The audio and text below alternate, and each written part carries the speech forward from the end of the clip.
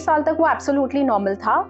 In fact 1.5 साल की as पे वो नॉर्मल बच्चे से भी ज़्यादा बोलता था और लोग काफ़ी स्मार्ट फाइंड करते थे उसको।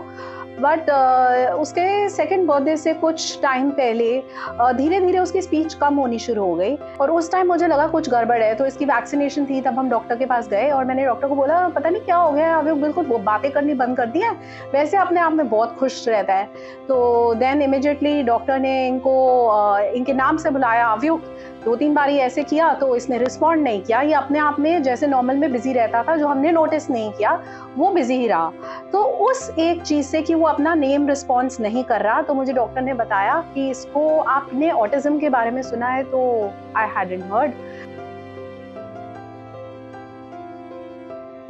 So yeah, Sandeep can add a bit more on the financial side, but overall treatment इतने ज़्यादा चीज़ें हैं, ये एक बिजनेस बन चुका है एंड इनकी बॉडी में एक्चुअली बहुत सारे चैलेंजेस होते हैं। इट्स नॉट जस्ट कि जो आपको दिख रहा है वो तो सिम्टम्स है, हमें बहुत मुश्किल से ये बाद में पता चला कि उसकी गट में डिफ़िकल्टीज़ हैं, तो हमें गट ट्रीटमेंट करना है।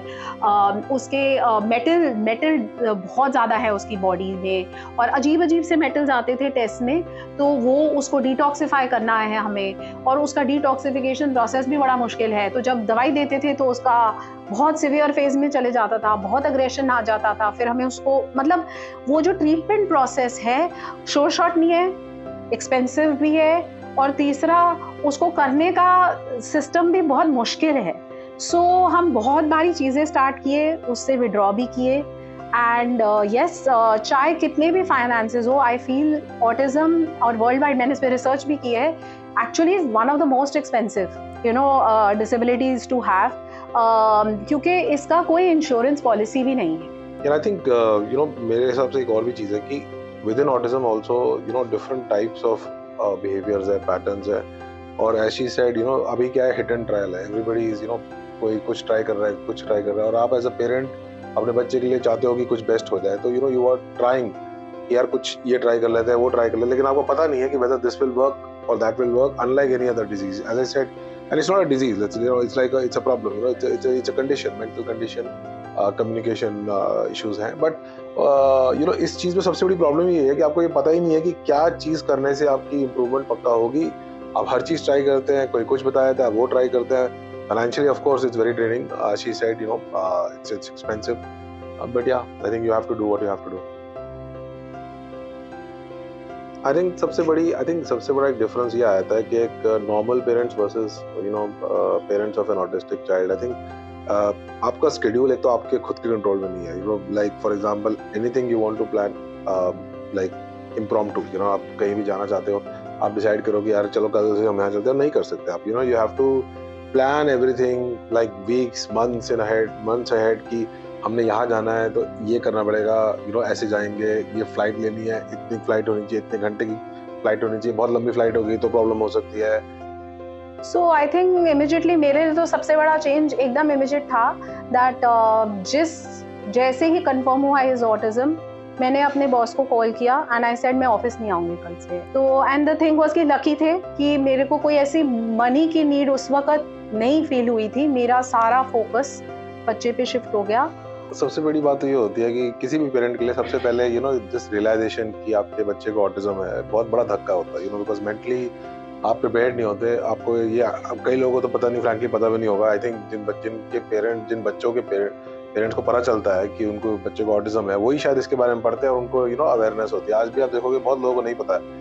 एंड छोटे सेटअप्स में वो बेटर रहा, लेकिन अगेन छोटे सेटअप में अगर बहुत ज़्यादा डिस्टर्बेंस हो रही है, या कई जगह क्या होने लग गया है कि वो यंग एज से एडल्ट एज तक रख रहे हैं। सो व्हाट इज हैपनिंग, जैसे आप बहुत अच्छा है कि वहाँ 35-40 ईयर ओल्ड्स भी आ रहे हैं, लेकिन ये बच्चे में तो एनर्जी अभी 16 का है, तो neurologically actually he is hardly 7-8, उसकी एनर्जी उतनी है, तो वो उसको तो भागने की जगह चाहिए, उसको वैसी एक्टिविटीज चाहिए। कई बार ऐसा होता है कि हम एक अचीवमेंट ऐसी ढूंढते हैं कि इसने गोल्ड मेडल लिया, इसने इसने अपना whatever she has done something amazing, and आप उस अचीवमेंट को ढूंढ रहे होते हो। अव्युक के साथ मैं ये सीखा कि बहुत छोटी छोटी चीजें मुझे इतनी खुशियां देती है जो पहले शायद जिसकी मैं वैल्यू भी नहीं करता था, मेरी बेटी के साथ और अब मैं वो चीजों को वैल्यू करता हूँ। जैसे अभी अंडरस्टैंडिंग का हमें पता है कि इन बच्चों के साथ प्रॉब्लम है। जब पहली बार जब मुझे लगा कि ये अंडरस्टैंड करने लग गया चीजें। जैसे मैं बोलता अभी मेरा लैपटॉप बैग लेकर आ गया तो मुझे लगा ये इसको समझ आने लग गया है। For me that is a very big achievement. Like अभी हम थोड़े टाइम पहले रेस पे गए, 6-7 लोग थे रेस में, एंड जवाहरलाल स्टेडियम के आसपास रेस थी, एंड मेरे को तो ये था कि यार देखो पहली बार जा रहा है रेस में, उसको आइडिया भी नहीं है, उसके पीछे पीछे एक स्कूटर पे एक टीचर साथ में है कि क्या ये रेस कंप्लीट भी कर पाएगा। मेरे दिमाग में ऑनेस्टली एक एप्रीहेंशन थी। उसने रेस कंप्लीट कर ली और वो लास्ट में आया, मेरे लिए बहुत बड़ी अचीवमेंट है। समवेयर इज वेरी सिमिलर मेरे लिए भी। मैं तो उसको लिटरली हर डे उसको रटा दिया है कि दुनिया में सबसे अच्छा कौन है आयुब है। सो मेरे लिए it is every small thing again, क्योंकि मैं उसकी हर चीज़ को बहुत प्यार से भी देखती हूँ और सेलिब्रेट भी करती हूँ। और हमारे लिए छोटी छोटी चीज़ें जो नॉर्मल गिवन होती है, अभी तक ही 16 उसकी स्पीच आनी शुरू हुई है, तो जब वो अभी कोई मेरी मीटिंग थी तो एकदम से मेरी लीडर ने उसको बुक दे दिया और मैंने एक्सपेक्ट नहीं किया था, हमारी बुक्स होती है थोड़ी डिफिकल्ट, इसने रीड कर दिया। At one time I was told he has MR and ये कभी रीड राइट नहीं करेगा, he has both autism and MR, तो मुझे ऐसा बोला गया। बट इसने एक रेगुलर मैगजीन में से पूरा पैराग्राफ पढ़ा, जितना भी उसकी क्लैरिटी थी, बट किया। तो वो चीज़ मेरे लिए लाइक बहुत सेटिस्फैक्ट्री थी। मोस्ट इम्पॉर्टेंट जो इसकी आर्ट वर्क्स अब जगह जगह जाते हैं, अपनी पेंटिंग के साथ एकदम सर उठा के जब फोटो खींचता है, तो वो मेरे लिए सबसे प्राउड मोमेंट होता है।